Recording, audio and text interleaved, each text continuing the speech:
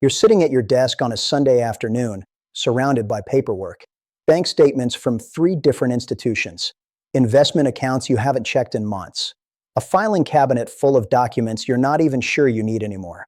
You know you should have this organized, but every time you start, you feel overwhelmed and just stop. That anxiety in your chest, that feeling that you're missing something important, that's what we're going to fix today. Most people think organizing their finances means creating elaborate spreadsheets or hiring expensive help. But here's what I learned after 2 decades managing portfolios on Wall Street. The people who sleep best at night aren't the ones with the most sophisticated systems. They're the ones who can answer 3 simple questions in under 5 minutes. My name is David Harrington. I spent over 2 decades as an investment banking analyst and portfolio strategist, navigating market cycles, recessions, and financial bubbles. After stepping away from institutional finance, I now focus on helping everyday people, especially those approaching or enjoying retirement, understand money in a calm, practical way. Before we continue, a quick note. This isn't financial advice. Everyone's situation is different. Think of this as education to help you ask better questions and make calmer decisions. By the end of this video, you'll have a simple system for organizing your financial life that takes less than an afternoon to set up and less than an hour each month to maintain. No complicated software, no overwhelming detail, just clarity and peace of mind. If this sounds helpful, please take a moment to subscribe and hit the like button. It helps more people find this information when they need it most. And turn on notifications so you don't miss future videos. Now, let me show you what financial organization actually looks like when you're not trying to impress anyone. The disorganization you're feeling right now isn't a character flaw. It's not laziness. It's the natural result of how financial institutions have evolved over the past 40 years. When I started in finance, most people had one bank, maybe one brokerage account, and their workplace retirement plan. That was it. 3 places to keep track of. Today, the average retiree has 7 to 9 different financial accounts spread across multiple institutions. Each one sends its own statements. Each one has its own login. Each one reports information differently. The system isn't designed for clarity. It's designed for institutional convenience. Here's what I found surprising after leaving Wall Street. The wealthiest clients I worked with, people with tens of millions of dollars, didn't have more complex organization systems.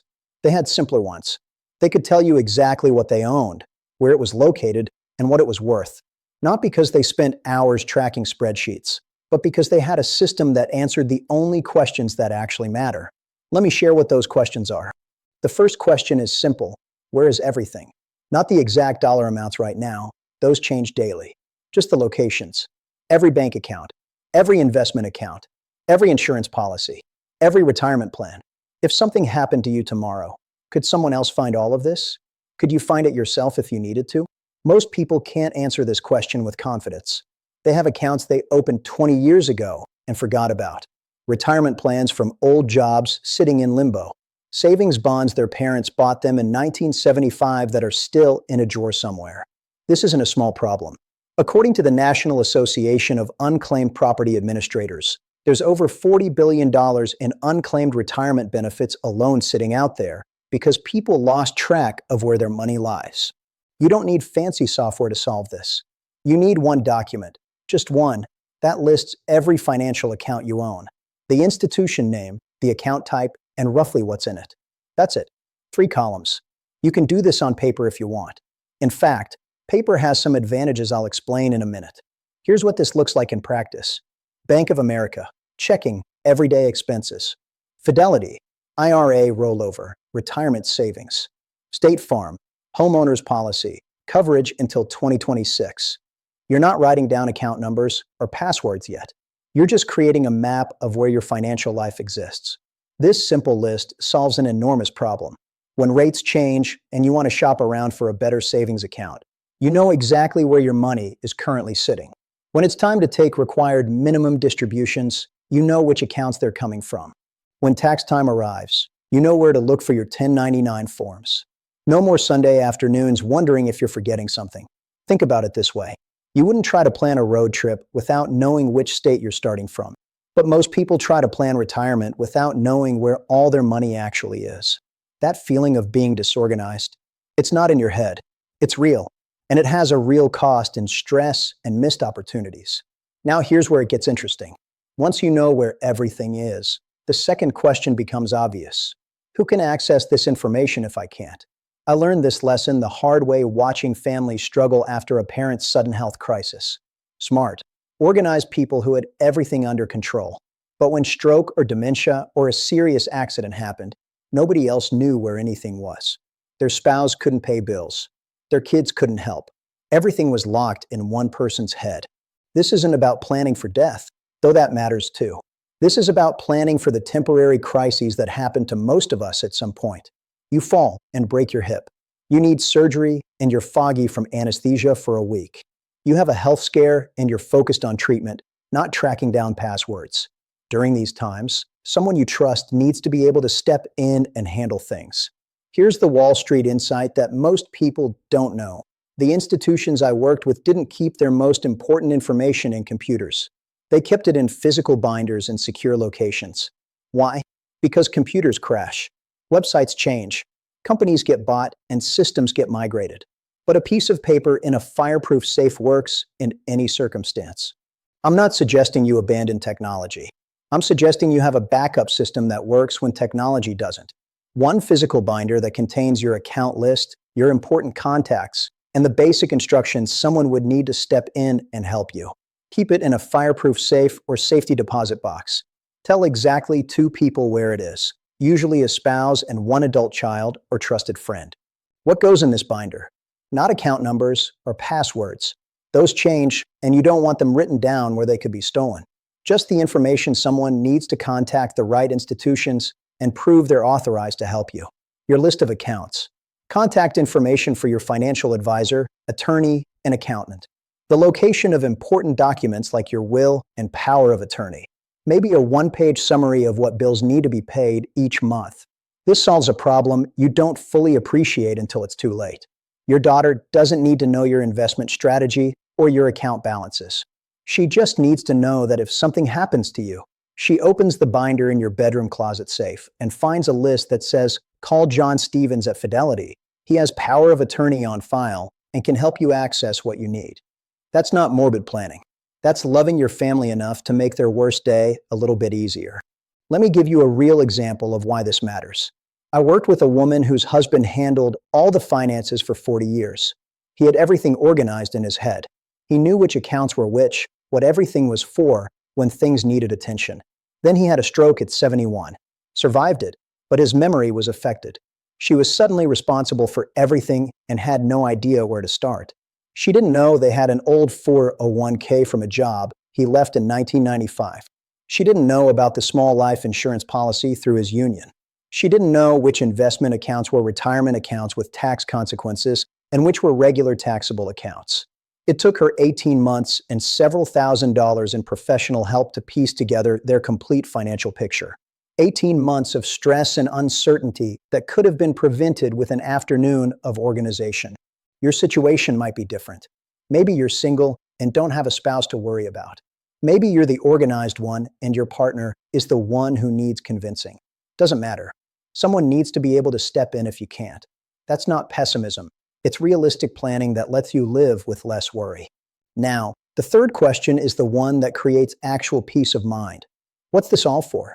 This is where most financial organization systems break down.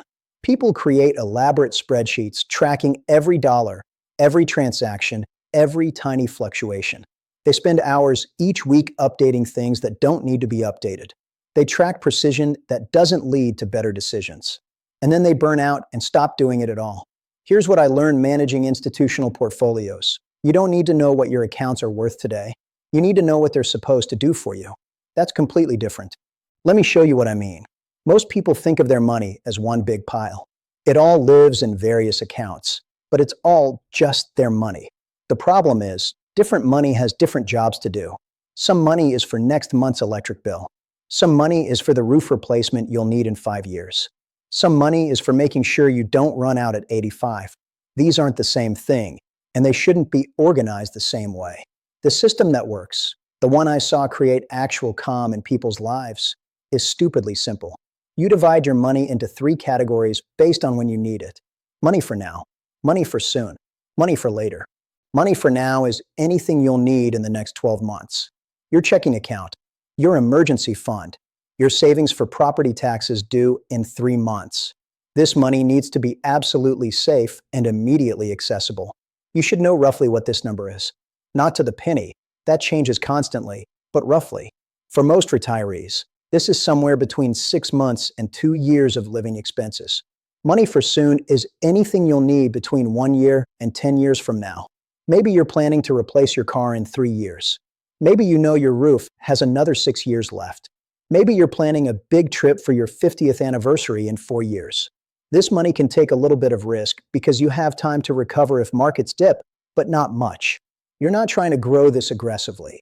You're trying to keep up with inflation while keeping it reasonably safe. Money for later is everything else. This is your long-term retirement savings, the money you won't need for at least 10 years. If you're 65 and healthy, you might not need some of this money for 20 or 30 years. This is where you can accept more fluctuation in value because you have time to ride out market cycles. Here's why this organization method works when others don't. When the market drops 15% and you see your accounts down $75,000, you don't panic. Why? Because you know that's your money for later. You're not touching it for 15 years. You have time. Meanwhile, your money for now is sitting safely in the bank, completely unaffected by market drama. You can pay your bills, handle emergencies, and live your life without being forced to sell anything at the wrong time. This is what institutional investors do. They call it asset liability matching. I'm just calling it matching your money to your actual needs. Same concept, less jargon. Let me be really practical about how to implement this. You don't need to move money around or open new accounts, though you can if you want to. You just need to know which of your current accounts serves which purpose. Your checking account and savings account, money for now. Your CD ladder and short-term bond funds, money for soon. Your IRA and 401k, money for later. Once you know which is which, you organize your life around one simple rule. You only worry about the accounts that matter right now. You don't need to check your IRA balance every week. You're not touching that money for years. It's fine. Check it quarterly or when you get statements. That's enough. But your checking account and emergency fund? Yeah, keep an eye on those. That's your immediate security. That's what lets you handle life without stress. This approach solves something most people don't realize is causing their anxiety. When everything is just your money in various accounts, every market swing feels personal and urgent. When you've mentally categorized your money by purpose, market swings become less emotional. Oh, the market's down this month. Well, that's my long-term money. I'm not retiring for another 8 years. Not my immediate concern. That shift in perspective, from one big pile to 3 distinct purposes, creates more peace of mind than any amount of detailed tracking ever could. Now, you might be wondering about the maintenance. How often do you need to update this system? How much time does it take? Here's the surprising answer: less than you think. Once you have your initial organization done, your list of accounts, your 3 categories, your backup binder, the maintenance is minimal. I recommend checking your money for now accounts weekly, just to make sure nothing unusual is happening. It takes 5 minutes. Check your money for soon accounts monthly when bills arrive. It takes 10 minutes. Check your money for later accounts quarterly when statements come. It takes 15 minutes. That's it. 30 minutes a month to maintain financial organization that gives you complete clarity and peace of mind. Compare that to the hours people spend obsessively checking accounts, worrying about things that don't need immediate attention, or scrambling to find information they should have organized months ago. The people who struggle aren't the ones who don't want to be organized. They're the ones who think organization means perfection. They believe they need to track every penny, categorize every transaction, reconcile every statement to the cent. That's not organization. That's a second job. And most people quit because it's unsustainable. Real organization is knowing where everything is, who can access it if you can't, and what each pile of money is supposed to do for you. Everything else is optional detail that might make you feel productive, but doesn't actually improve your life. Let me give you one more piece of Wall Street wisdom that changed how I think about financial organization. The most expensive mistakes aren't the ones people make by doing something wrong. They're the ones people make by not knowing they had options. I saw this constantly in institutional finance. Companies paying higher fees than necessary because nobody took the time to review their service agreements. Investors missing opportunities because they didn't know certain accounts existed. People making decisions based on incomplete information because their financial life was too disorganized to see the full picture. When your finances are organized, you can make better decisions. Not because you're smarter or more sophisticated, just because you can see what you're actually working with. You can compare bank accounts and move money to get better interest rates. You can look at your insurance coverage and realize you're paying for policies you no longer need. You can see that you have 6 small retirement accounts that should probably be consolidated for simpler management. None of these are dramatic moves. They're just small optimizations that become visible when you have clarity. And they add up over time to thousands of dollars saved and dozens of hours not wasted on confusion and stress. Here's what I want you to do this week. Not this month, not when you get around to it. This week. Block off 3 hours on your calendar. Get a notebook or open a simple document on your computer and create your account list. Every single financial account you own. Just the institution name, account type, and roughly what's in it. Don't worry about exact balances. Don't get sidetracked organizing old files. Just make the list. Once you have the list, categorize each account. Money for now, money for soon, or money for later. Write it next to each account. That's it. You now have a financial organization system that puts you ahead of 80% of people approaching retirement. Then, next week, create your backup binder. Print your account list. Add contact information for your financial advisor, attorney, and accountant if you have them. Add a note about where important documents are located. Put it somewhere safe and tell 2 people where it is. That's the foundation. Everything else, better tracking systems, more detailed budgets, sophisticated planning software, is optional enhancement. But this foundation is essential, and it takes 1 afternoon to create and less than an hour a month to maintain. Your financial life doesn't need to be complicated to be successful. It needs to be organized enough that you can make calm, informed decisions when they matter. That's what separates people who feel confident about retirement from people who constantly worry. Not sophistication, not wealth, not luck, just simple, sustainable organization that lets them see clearly what they're working with. You're not doing this to impress anyone. You're not doing this because you're supposed to or because some financial expert said you should. You're doing this because 3 hours of organization this week eliminates hundreds of hours of stress and confusion over the next 30 years of retirement. That's the math that actually matters. That's the return on investment that changes your daily life. Your future self, the one sitting at that kitchen table 5 years from now, calmly handling whatever life throws at you because you know exactly where everything is and what it's for, is counting on you. Take the 3 hours, create the system, and then get back to enjoying your life with one less thing to worry about. Start today. Your peace of mind is worth an afternoon of focused work.